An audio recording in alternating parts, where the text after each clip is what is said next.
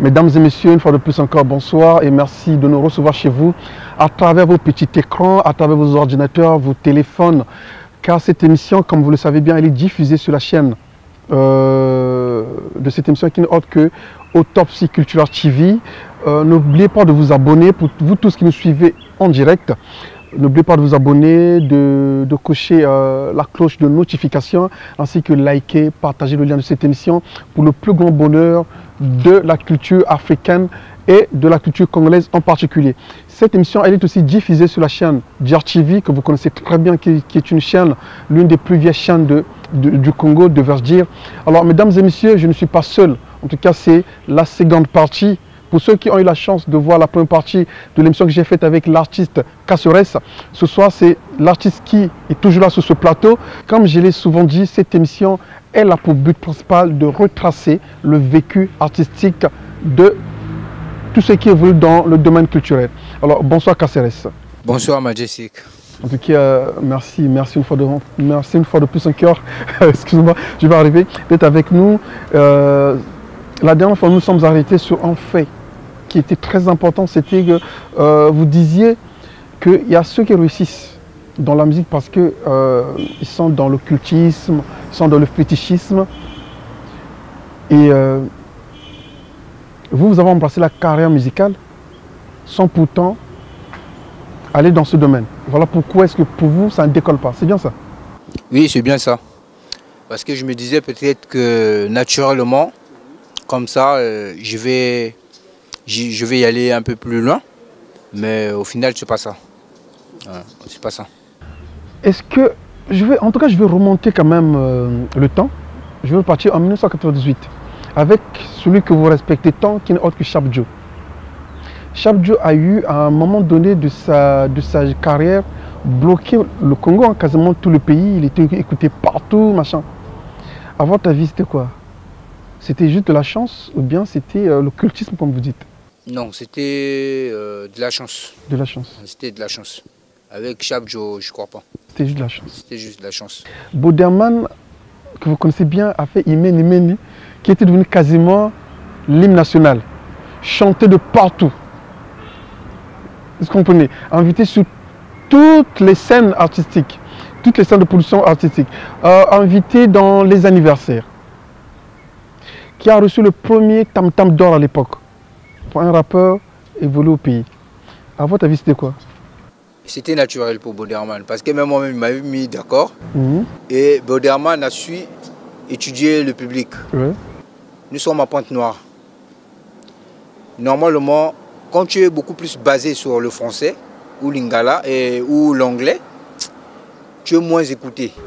Et quand tu ramènes un peu notre langue, là, Kituba, Lingala, là, tout le monde s'y retrouve. En français, il y a certaines personnes qui n'écoutent pas trop ce que toi tu dis, qui ne comprennent pas trop. Mais en Kituba, on n'a pas besoin d'un traducteur, sauf que si c'est un étranger, c'est un peu de traduction en français. Donc du coup, lorsqu'il leur ramène un truc en Kituba, et on écoute l'instrumental, on voit la manière qu'il a posé, comme 50 Cent. Voilà. Donc du coup, il fallait mettre tout le monde d'accord. Donc tout le monde a plané. C'est normal qu'il puisse avoir ce buzz-là. C'est normal. Je mets une parenthèse là-dessus et je te pose maintenant ma question de savoir. Si pour eux c'est naturel que ça a marché, pourquoi est-ce que chez toi, tu estimes qu'il faut forcément être dans ces trucs, dans le cultisme, comme tu le dis, pour que ça marche? Pour que ça marche. Parce que eux, ça marchait naturellement, comme tu as dit. Mais, d'accord, oui. Ça marchait. Oui. Localement. Oui. Non, ne fût-ce que même localement, c'est déjà important, ce que je veux savoir. D'accord. Ouais. Mais quand il s'agit un peu d'affronter les autres pays, tu ne vas pas y aller de toi-même. C'est des gens qui viennent. Non, voilà, on te sollicite. Mais il s'avère que la personne qui te sollicite là est dans ces histoires. Et c'est la même personne qui essaie de te proposer. Quand voilà, tu vois ce que tu as fait, ça c'est rien. Ça, tu as fait ça au niveau national. Mais si tu veux devenir comme ça dans le monde entier, il faudra faire ci, il faudra faire ça. Quand tu es ce monde-là, dans la ville, tu ne veux pas sortir, c'est bon. C'est bon, tu peux sortir, même jusqu'aujourd'hui, tu peux sortir un morceau naturellement comme ça, tu vas cartonner, tu vas mettre tout le monde d'accord. Mais c'est lorsque les gens viennent te proposer les voyages, parfois tes sociétés, les voyages, on te ramène là-bas, au lieu de te laisser souvent comme ça, faire ton voyage, faire ton show comme prévu et revenir. Déjà, quand tu vas arriver là-bas, tu vas te croiser avec des artistes qui sont dans les histoires, qui vont chercher, qui vont peut-être faire croire que toi aussi tu es dans les histoires, qui vont venir te parler de ça. Aujourd'hui, Bizaïs, qui est pour moi l'un des modèles dans le domaine en langue nationale, un peu comme le Bodama en Montouba, lui c'est avec le Lingala. C'est quelqu'un qui a connu un succès au niveau national, au niveau international, parce qu'il a fait la RDC, il a fait le Cameroun, il a fait le Gabon, il allait faire des shows un peu partout. À ton avis, c'était naturel ou pas naturel? Pour ça, je ne sais pas. Je suis à Pointe-Noire et là à Brazzaville. Ah, et là à Brazzaville. Ok. Je te prends le cas de ton confrère, qui n'est autre que Mixstone à l'époque. Déjà, Mixstone, mais jusque je l'ai là. Non, en fait, c'est vraiment pas de la polémique. Moi, ce que je veux, c'est vraiment essayer de décortiquer vos propos. Parce que pour moi, c'est très important que les gens qui nous suivent comprennent un peu comment fonctionne la musique. Tu comprends? Est-ce que c'est pas une paresse à notre niveau? Et après, quand on ne peut pas faire des bonnes choses, on est obligé de mettre ça sous le compte de l'occultisme. Parce qu'aujourd'hui, je vois, il y a pas mal d'artistes qui arrivent quand même à s'en sortir. À l'époque, c'était un peu plus difficile, mais aujourd'hui, vous avez Mixstone qui fait l'étranger. Aujourd'hui, vous aviez votre jeune frère qui n'est autre que Sam Samouraï. Il a fait la Côte d'Ivoire, il a fait pas mal de pays. Il est tout le temps en RDC, il est un peu à gauche, à droite. Ça soit marché pour lui. Vous avez Lionel de Bayon de Combo, que je salue comme ça, qui était allé nous représenter au niveau du Cameroun pour un grand festival. Ça sent marché là. Et je ne vois pas, sauf erreur de ma part, mais je ne sais pas comment. Bon, après, toi, tu es artiste, peut-être tu vas nous apprendre des choses. Je veux dire une chose.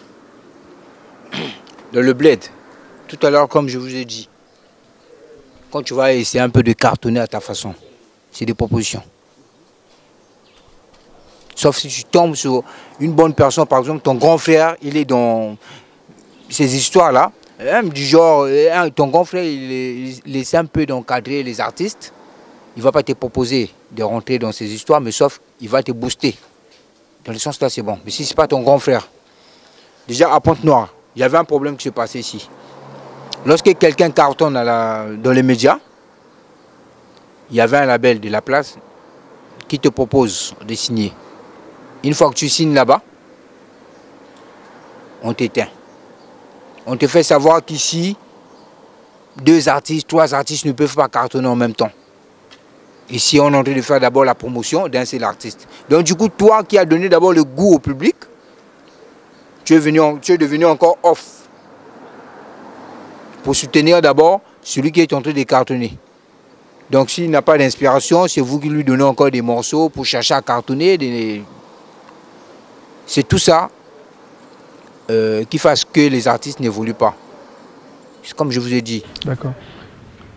Maintenant, connaissons ça, parce que après que vous avez fait différents... Aujourd'hui, vous comptez les morceaux que vous avez vraiment sortis, hein, en dehors des morceaux que vous avez enregistrés, que vous avez gardé votre machine, les morceaux qui sont sortis, hein, que vous avez donnés au public. Aujourd'hui, on peut les compter au nombre de combien à peu près? Les morceaux qui sont sortis...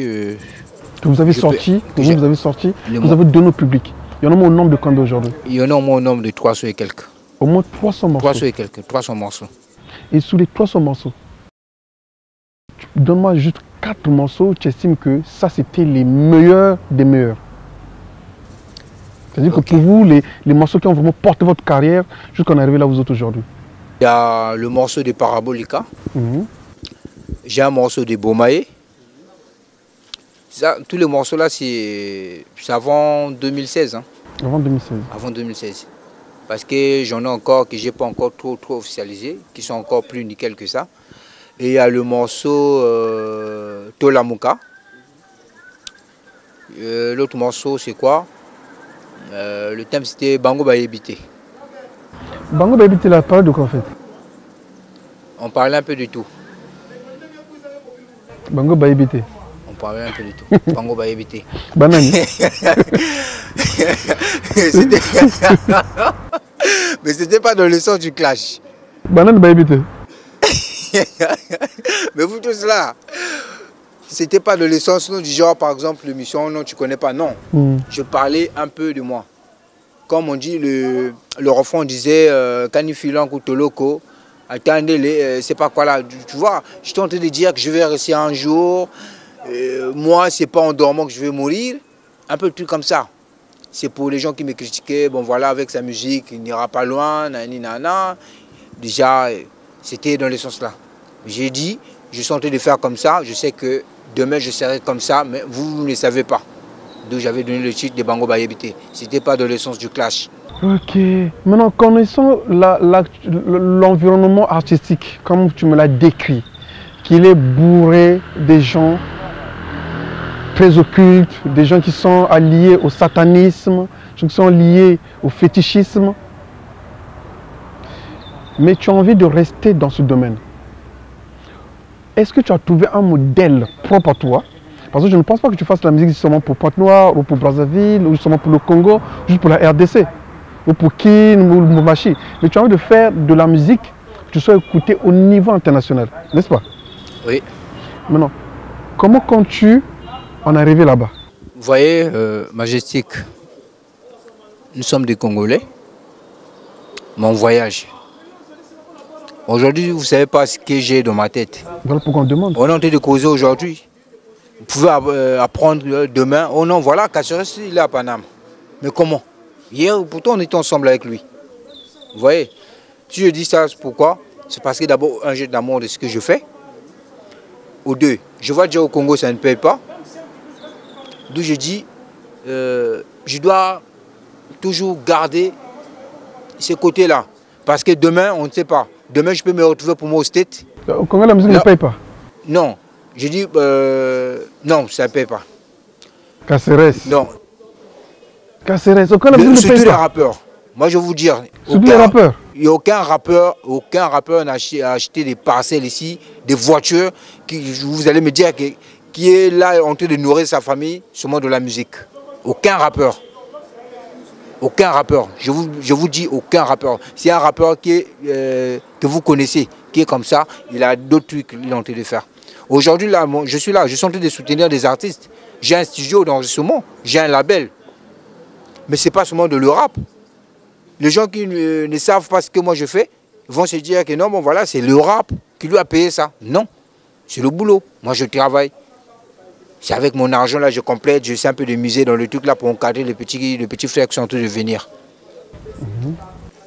D'où j'ai dit, ça ne paye pas trop. Vous voyez, les Booba, les 50 Cent, ils ont reçu, sûrement dans le rap. Mais au Congo ici, ce n'est pas le cas. D'où j'ai dit, si jamais je me retrouve par exemple à Paname, ou bien je peux y aller au State, j'ai toujours le côté là du rap. Je peux arriver par curiosité. Je ne vais pas sortir là-bas directement, non, voilà, je suis un MC, non. Parce que là-bas, je vais encore sortir comme un bébé. Je dois encore apprendre. D'abord pour la langue aussi. Mais je peux, par curiosité, je peux avoir un frère qui pose aussi, qui peut me ramener au studio. Une fois arrivé au studio, je pose en Kituba ou bien en Lingala. Et les gars sont d'accord. Vous voyez, les gens peuvent me solliciter. Bon voilà, ta langue là, ce que tu as ramené, j'ai aimé. Hein. Je veux que tu poses un refrain comme ça. On me donne par exemple des paroles, mais ramène ça. Je veux que ce soit comme ça. Je déchire. Non, moi je pense que tu sais que la carrière musicale, généralement quand on embrasse une carrière musicale, beaucoup de gens aujourd'hui dans notre pays abandonnent son... En fait, pas que dans le pays, parce que la passion musicale parfois elle est tellement forte que parfois les gens sont emmenés à abandonner même les études, à abandonner le travail et se concentrent sur la musique. Tu sais aujourd'hui que la musique ne paye pas au Congo. Pourquoi tu vends du rêve aux jeunes garçons que tu soutiens dans ton label? Il y a des artistes qui voyagent, Majestic. Parce qu'il y a génération en génération. Moi, peut-être pendant ma génération, on n'avait pas trop de bonnes personnes qui pouvaient nous orienter de la musique. Mais au moment où c'est de génération en génération, les gens aussi sont en train de changer. Le comportement change. On peut avoir une autre évolution musicale au niveau du pays. Et au moment où il y a des choses comme ça, il y a pas mal de petits qui posent bien. Vous voyez, c'est comme avant. Tout à l'heure, on a soulevé de l'autre là, à notre époque, déjà le studio c'était chaud. c'était chaud. Ouais. Mais aujourd'hui, les petits, ils ont la facilité d'aller au studio. Nous autres, là, à notre époque, lorsqu'on sollicitait des featuring aux grands frères, ils nous demandaient d'aller d'abord bosser. En fait, avec combien d'artistes tu as fait les feats à l'époque, là, en fait, à cette époque-là, entre les années 2003, 2004, 2005, lesquels qui t'ont vraiment ouvert la porte pour faire facilement les feats avec eux, qui t'ont vraiment accepté facilement? Je parle des grands, bien sûr. À cette époque, j'ai traîné beaucoup avec Achille Moebo. En passant, c'est un oncle. J'ai traîné aussi avec DJ Wilson. Donc, Wilson. Big up à toi, mon frère. Donc, en traînant avec eux, on s'est rencontré aussi avec des autres artistes, surtout DJ Wilson qui m'a beaucoup orienté dans les trucs là, qui m'a toujours conseillé de composer surtout mon couplet devant les autres rappeurs, des autres artistes. Pourquoi on me corrige? Parce que je ne peux pas travailler tout seul. Je viens à peine de commencer. Donc ce sont eux qui m'ont essayé un peu d'orienter. Donc, et à cette époque, surtout ça cartonnait, les deux cartonnaient. Lorsqu'on me voit, on ne voit plus ma carrière. On voit d'abord déjà si c'est un petit d'un tel, voilà. Donc on peut bien l'aider. Donc j'étais quand même bien entouré, c'est ça qui a poussé à ce que... voilà quoi, mais sinon c'était chaud. C'était chaud quand même. Chaud. D'où je réponds à votre question. Si je suis tenté de soutenir les petits, parce qu'on ne sait jamais ce que la nature nous a réservé pour demain. Vous voyez, hier c'était pas ça, hein, les studios c'était chaud pour enregistrer des morceaux, mais aujourd'hui ils ont la facilité d'enregistrer le morceau, même les petits qui viennent de naître dans la musique. Lorsqu'on me demande un featuring, déjà moi je refuse pas le featuring. J'ai même l'habitude parfois de travailler avec le petit. Lorsque tu me demandes un featuring, si j'ai le temps, je t'appelle. Je vois que le sens là, c'est pas bon. J'essaie un peu de t'orienter, de modifier ton couplet. Fais ça comme ça, fais ça, ça, on pose. Mais à l'époque, c'était pas ça. Donc, que revient à dire qu'avec le temps, on ne sait jamais. Donc, vu que la vie est pleine de surprises. Tout à fait, tout à fait en tout cas. Merci beaucoup. Aujourd'hui, chemin faisant, s'il te faut apporter un conseil, hein, s'il faut conseiller, en tout cas, si tu n'étais pas artiste, regardons les yeux avec, veuillez m'excuser, regardons le hip-hop ou le domaine culturel avec les yeux d'un fan. Quel conseil es-tu prêt à donner aux artistes congolais pour que les choses marchent? Le seul conseil que je peux donner aux artistes pour que la musique ça marche, c'est de contrôler le public et c'est un peu de savoir ce que le public aime. Faire des morceaux de ce sens-là. Ne pas jouer aussi au conflit. Parce qu'il y en a beaucoup. S'il y a beaucoup plus de conflits à Pointe-Noire ici, parce que certaines personnes se disent qu'une fois passé à la télévision, que tu es devenu maintenant comme ça une grande star, tout, ils se prennent maintenant la tête. Les gens qui te serraient la main dans la rue comme ça, lorsque vous voyez, bon, tu commences à parler, salut. Et ça aussi, ça ne marche pas. Il faut être humble.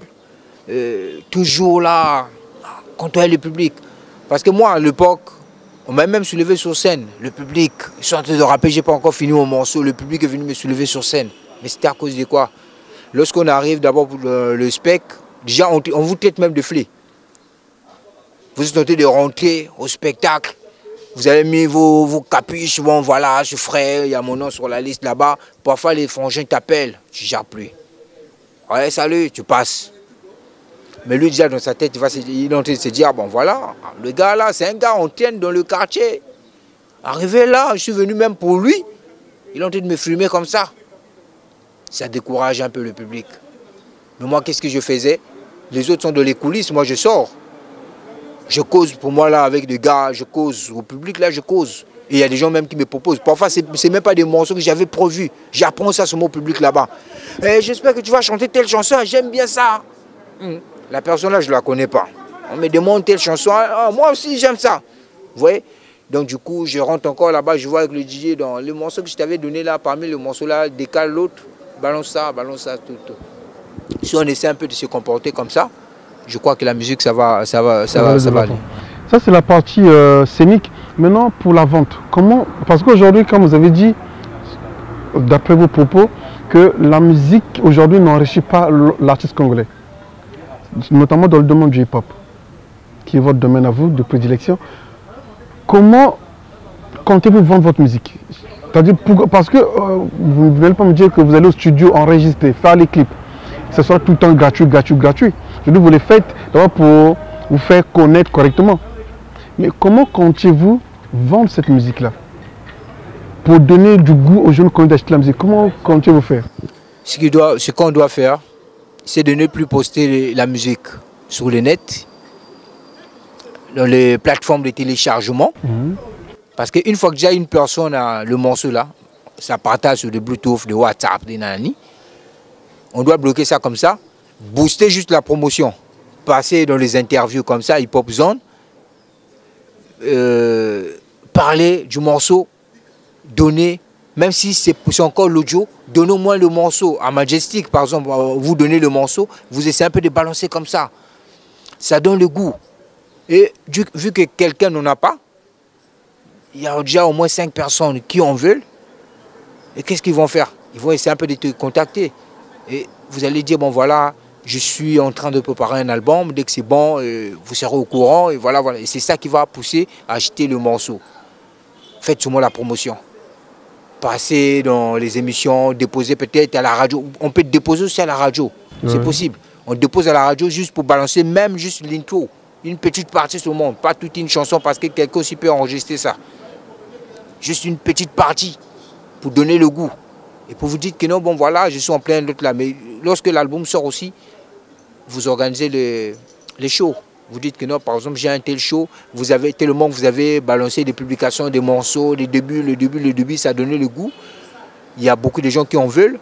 Là, en ce moment-là, vous dites par exemple, bon voilà, la vente se passe dans telle chaîne, dans tel endroit, mais par contre aussi j'ai un show, telle date, et il y aura la vente des albums là-bas. Ou bien par exemple, vous pouvez jouer à une méthode du genre l'entrée, ça attend, y compris le CD. Okay. Et comme ça, les gens n'auront plus... Kasores, oui. Après 20 ans de carrière, après 20 ans de carrière, qu'est-ce que vous avez fait aujourd'hui dans la musique? Ou si le bon Dieu venait à prendre votre âme demain, vous pouvez dire, j'ai quand même fait quelque chose de grand et je peux partir en paix. C'est quoi? Tout ce que je peux dire, c'est... J'ai pas de titres, mais c'est beaucoup plus des clips, des petits que j'ai eu à former, et puis les studios bien sûr. Donc s'il était question d'arrêter votre carrière, au vu de ce que vous avez déjà fait là, vous pouvez arrêter, vous n'aurez pas de regrets. Je n'aurai pas de regrets. Parce que pour vous, ça va, en fait, c'était votre objectif à vous. Donc là, je peux dire votre objectif dans la musique qu'il atteint. Non, pas vraiment. Pas vraiment. Mais pour le moment, vu que je suis encore au Congo ici, je sais que il n'y en aura pas pour le moment. Parce que moi, lorsque je fais maintenant la musique, pour moi, je prends ça maintenant pour une distraction. Actuellement, c'est une distraction pour vous? Pour moi, c'est une distraction maintenant. J'ai rien à faire, bon voilà, j'essaie un peu des gratins, tout que je fais. Mais plus qu'il y a tous des petits qui sont en train de me solliciter pour des featuring, je ne peux pas les décourager. Donc je suis obligé d'arriver là, faire un truc. Et parfois en sortant le truc, les gens me demandent, bon, quand je suis un peu inspiré, je fais le truc. C'est dans le sens là. Mais dire encore que non, je m'attends à ce que le rap me donne ci, ça. En tout cas, honnêtement parlant, non. Peut-être le voyage, j'en ai en tête. D'où j'ai dit, lorsque je suis en train de faire ça, c'est comme le foot. Vous êtes un footballeur, ça ne joue plus, mais tu t'entraînes quand même. Mais une fois arrivé par exemple en Europe ou au States, tu vois parfois le foot de rire, tu y participes, on voit ton talent. Et tu vas voir parfois il y a un manager qui te prend, bon voilà, je te ramène, toi tu ne mérites pas d'être ici, je te ramène dans tel club, et tu commences à cartonner encore. C'est comme moi avec la musique. Pour le moment au Congo, je ne m'attends à rien. Je suis en train de faire ça juste pour garder juste mon talent. Tu as déjà fait un album? L'album... Déjà dans tes 20 ans là, tu as déjà fait un album? J'avais fait un album, mais ce n'était pas vendu. Parce qu'au moment que j'avais fait l'album, j'étais dans le label Théâtre Style, de Gros Bras que je salue aussi en passant. C'est Gros Bras. Un Gros Bras, oui. Quand j'ai fini l'album, on a eu un peu des histoires là-bas, donc on était obligé de se séparer, tout, donc du coup... en tout cas, mais je sais pas que tu étais chez Théâtre Style. Comment ça s'est passé en fait, la dislocation de ce label? Pourtant, c'est un label qui a vu naître pas mal de talents. En plus, c'était une génération quasiment bénie, c'est une génération brillante que regroupait Théâtre Style. Oui.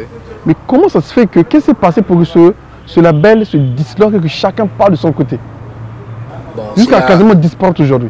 C'est la gérance du label, pas Gros Bras. Lui, il est tout le temps occupé, tel que là, je suis avec vous.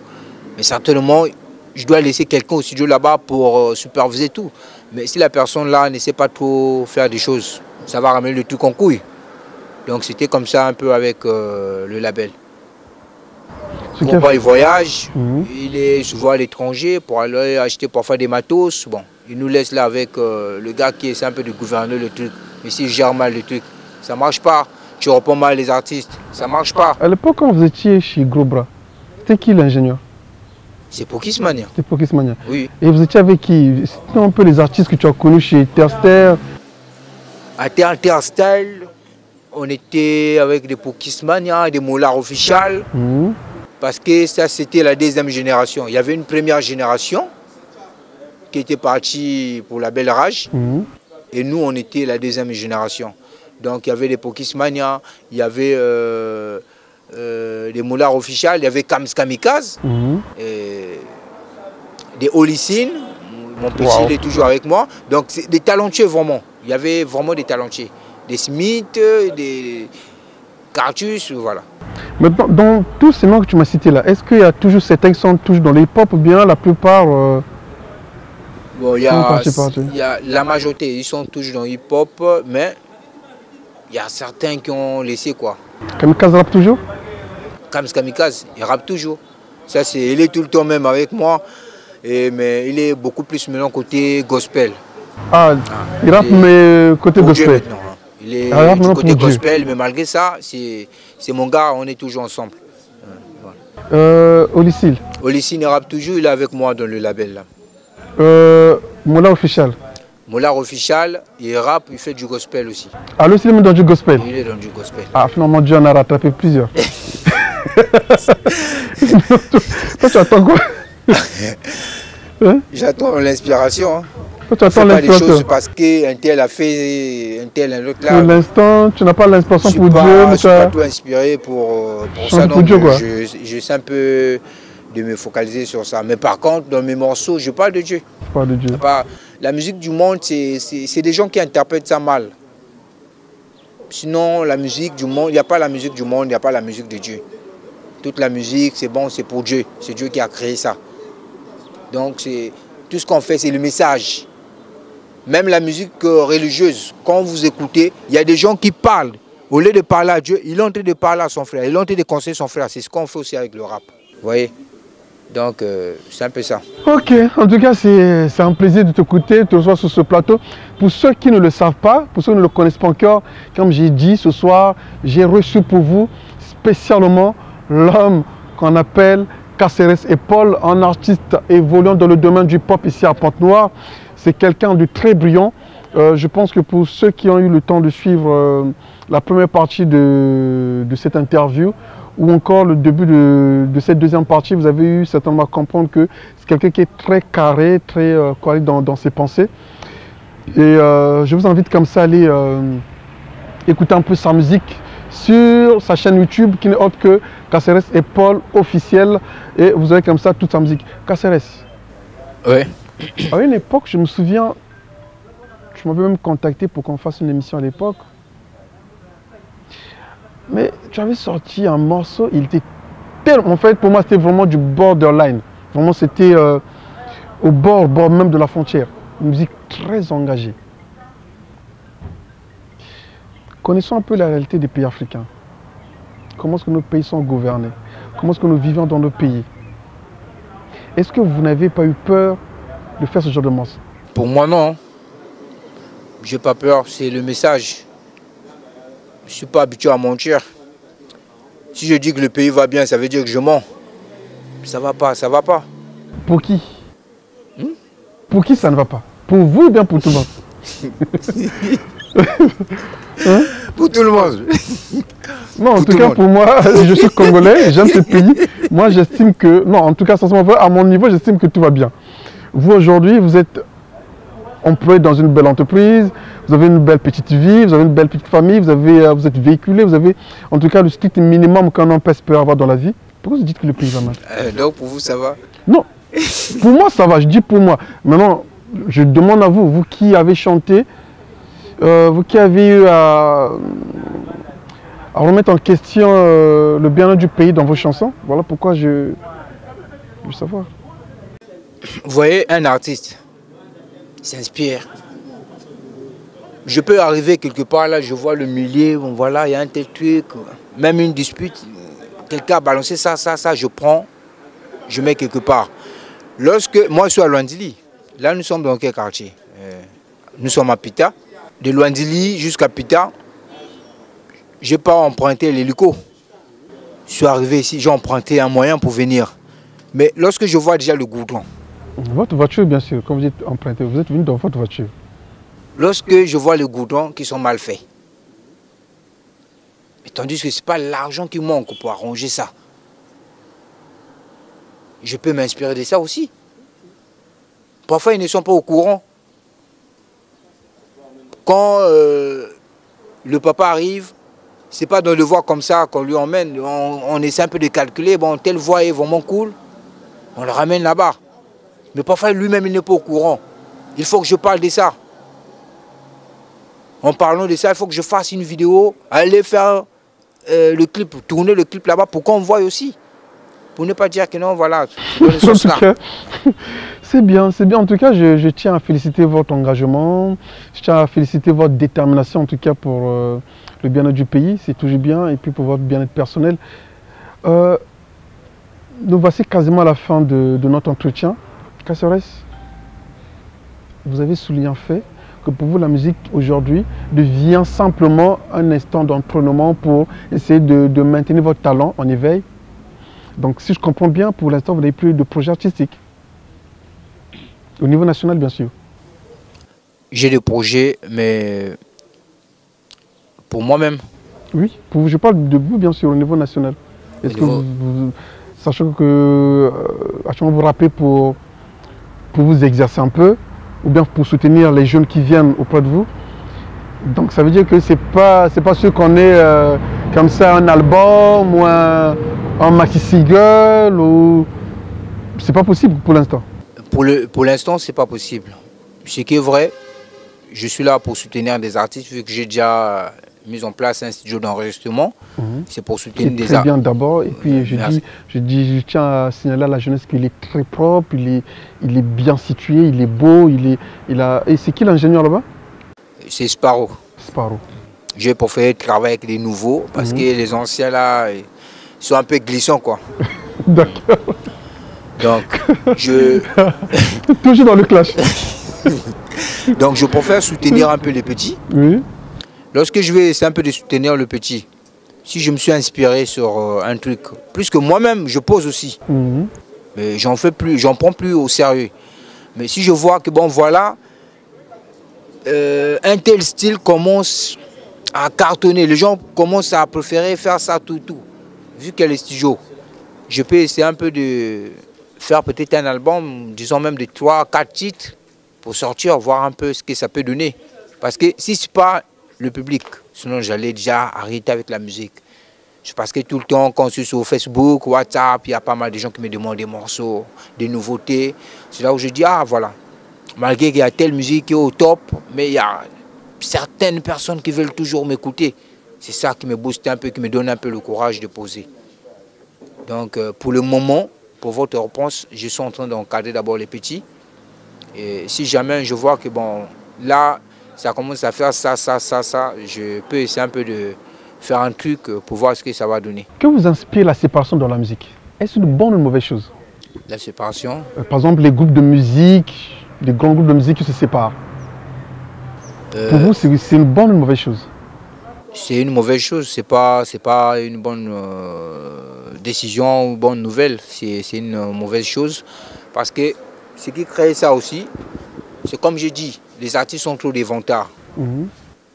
Lorsqu'on se trouve, moi personnellement, lorsque je compose mon truc, je suis au studio, même une personne qui ne rappe pas, j'essaie de demander, parce que le français, c'est pas notre langue. Quand je compose par exemple un couplet en français, je sors parfois une phrase que moi-même je ne suis pas trop sûr de cette phrase-là. Je demande. Dis-moi un peu, est-ce qu'on dit ça ou la personne me corrige? Bon, la partie là, qu'est-ce que tu en penses? Moi, c'est comme ça que je bosse. Mais d'autres personnes, ce n'est pas ça. Et lorsque tu travailles, les autres ont remarqué une petite erreur. On essaie un peu de te corriger. Toi, tu commences à prendre ça mal. Ah, celui-là, il est en train de me corriger, il se prend maintenant la tête, il veut faire croire aux gens que c'est lui le meilleur ici ou bien quoi. C'est tout ça qui crée des divisions. Donc ça ramène des conflits, vous allez voir dans un label, vous êtes tous dans le label, mais il y a d'autres qui commencent à se clasher. Et du coup... Par exemple, ok, en tout cas pour revenir, parce que aujourd'hui par exemple vous avez comme ça le groupe Extra Musica. Oui. De notre étoile nationale, qui n'est autre que le grand frère Roga Roga, qui s'est disloqué. Aujourd'hui, vous avez Nouvel Horizon et vous avez Zangoul. Chemin faisant, aujourd'hui, tu vois que les deux sont en train de se battre, en tout cas pour rayonner au niveau national et international. À l'instant, on parle, le président Roga, il y a Sonore Digital avec son orchestre qui ont fait une bonne tournée en Europe. Ils ont fait la France, la Suisse, l'Allemagne, Londres, la Belgique. Il y a aussi Roga Roga qui est parti avec tout son groupe, y compris quelques collaborateurs au niveau de la France. Ne penses-tu pas qu'il faut un peu parfois une certaine séparation pour créer la concurrence, une certaine dynamique pour tirer les autres en haut, non? Ouais, de la musique c'est comme ça, tout est permis, hein. C'est comme la politique, tout est permis. On peut être bien, bon, on s'est dit, bon voilà, on crée un peu de conflits. On va créer un peu de conflits, faire croire aux gens. On se crée des conflits. Oui. Donc quelquefois c'est faux. Oui, des fois c'est faux. C'est créer des conflits. Bon voilà ce qu'on va faire. Tellement que les gens nous ont remarqué comme ça, ils adorent ce qu'on fait. Dès qu'ils vont apprendre ce mot que toi et moi on ne s'entend plus, ça va pousser aux artistes d'acheter notre musique. Parce qu'on va déjà dire que non, par exemple, tiens, Majestic, ah, il n'est plus avec Casseres. Ah, Majestic a sorti un morceau. Ah, je dois chercher à voir le morceau là, certainement il a clashé Casseres. Il va prendre le morceau. Ah, moi mon morceau aussi sera vraiment attendu. Dès que je vais sortir sur moi le truc, vous allez voir, même si je vends le morceau là à 10 000, les gens vont acheter. Parce qu'ils veulent entendre ce que moi j'ai dit là-bas. Ma réponse c'était quoi? C'est dans le sens là. Et du coup, vous êtes traité de vous faire des sous comme ça. Donc d'une manière ou d'une autre, quelquefois on peut dire que la séparation dans la musique c'est bien. C'est bien. Un peu de la polémique c'est bien. C'est bien. C'est bien. Mais lorsqu'on ne se connaît pas avec quelqu'un ne te connaît pas, il n'a pas du respect pour toi, il essaie un peu de te manquer du respect sur le micro, tellement que le micro ne peut pas résoudre ce problème. Là, tu essaies un peu de ramener ça naturellement, comme ça tu le connais, ça va.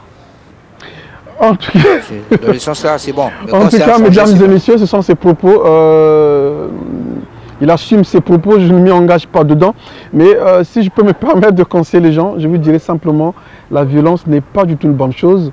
Arrêtez-vous sur les joutes musicales, essayez de vous battre musicalement parlant, artistiquement parlant, c'est toujours bien.